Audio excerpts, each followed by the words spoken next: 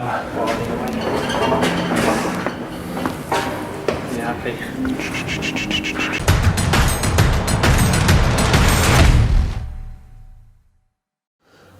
We're back under Ian's car today, his lovely E28, and it's definitely progressing. Momentum's really underway in the Hack Engineering Workshop with great progress. Obviously, one big thing you will notice is the engine is in the car. Previously, we were having a little look at the BTB racing exhaust. It was going to be a bit of a tight squeeze, and somehow it does fit. When we say fit, there's a couple of bits which are close, but there is an air gap completely around. Brake lines are reasonably close, so we're going to have to sort of do a bit of rerouting there, and probably some heat management and some heat shielding. But other than that, it's an absolute work of art, and I know a lot of people have sort of seen the exhaust online and head over to Instagram to see some really nice photos of it. But you know, shout out to BTB Racing, because as we say, it's a lovely bit of kit. So we're heading towards the rear of the car. Obviously, we'll lower the car down in a minute and have a look at the top end of that engine, because as we say, it really is a piece of artwork. But the back end of the car is now almost back together. We've dropped the fuel tank out to obviously lovely new engine, new fuel lines everywhere. We don't want any residual sort of debris that's in the fuel tank getting sucked through and sort of causing any issues further down the road. So far better to pull the tank out, give it a good clean out, make sure it's all in good order, renew a few lines and pop her back in. We've got some lovely shiny bits here. Obviously Luke has been busy in the workshop. We went through this last time. He was sort of mid-process doing it, but it's all back together now. A few little brake lines to sort, a bit of brake bleeding, and the back end will be good to go. Mostly renews. We've got new backing plates, all new bushes throughout, new wheel bearings, new pads. It really is. Considering the car when it came in, you know, it looked great top end. Engine bay wasn't looking too great. And if we roll back to episode 1, episode 2, where we put it up in the air and started finding various little problems. Obviously, quite a lot of metalwork's gone into the car.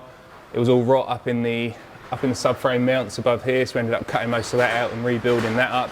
Quite a complex piece of metalwork. You've got quite a few layers that all need to be sort of welded up together to keep the structural rigidity. Up forward, back to the forward end of the car. Obviously, chassis rails, they were obviously reasonably rot as well. So we've cut quite a lot out of this car and put some fresh metal in. So it's going to be really great when it is out, and when people do look under, they're actually going to see a bottom half of the car, which will represent the state that the top half and the engine bay is going to be in.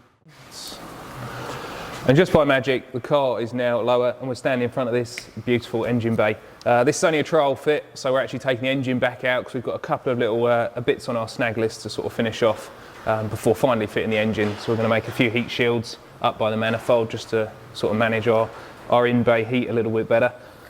Here we have a lovely bit of kit. So Ian ordered the RHD ITB throttle adapter kit, and we do agree with him. He didn't want it being too blingy, so we've Circotec'd the manifolds, which come out lovely, far better than just sort of rattle can. This is actually going to last, you know, for the use of the life of the vehicle. And then the actual bodies and butterflies have all been stripped down and anodised in black. And we agree with him. Once these are paired up with our engine there, they're going to look absolutely fantastic with our trumpets. We've got a couple of little ideas.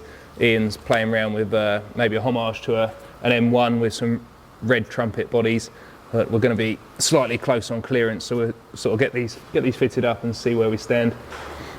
Obviously, we've had a little look at the engine before, but this really is quite a bit of kit. We can see a lot of bits that aren't standard there.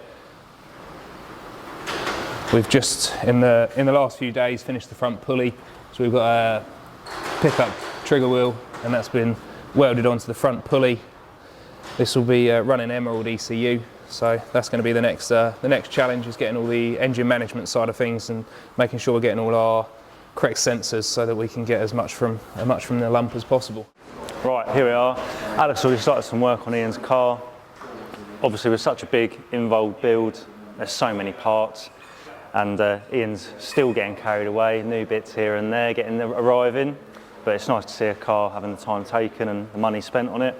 So we've laid everything out. We've got transmissions box, we've got alternator, ECU, we've got his new gearbox, which is a 5-speed Jetrag 265 dog leg, something like that. Ben is the man for that one. We've got 2 fuel rails because he's going over to the Emerald ECU, so he's got new rails, new injectors, absolutely everything. We've got his throttle bodies, Alex has already mentioned. We've got new backing plates for the front. Today we are going to be predominantly focusing on making some new rear brake pipes that go on the rear arms. After that we can fit the new hoses. We have had to have some custom made for the front where Ian has gone for some bigger calipers. So our friends at Hell have made some shiny new ones for us that are 4 centimetres longer than the original ones he had. So they should fit lovely. We're also going to focus on getting the gearbox installed to get the engine at the angle that it will be in the car naturally, so we can, when we do our test fit for throttle bodies and clearances, as Alex has mentioned, in the engine bay, it'll all be true to what it would be. We're also going to focus on getting the shifter connected up to the gearbox, making sure that all works. We're also going to fit the throttle bodies as Alex has mentioned. That is our main stuff: brakes, gearbox, throttle bodies, and potentially remove the engine again and carry on with our snag list.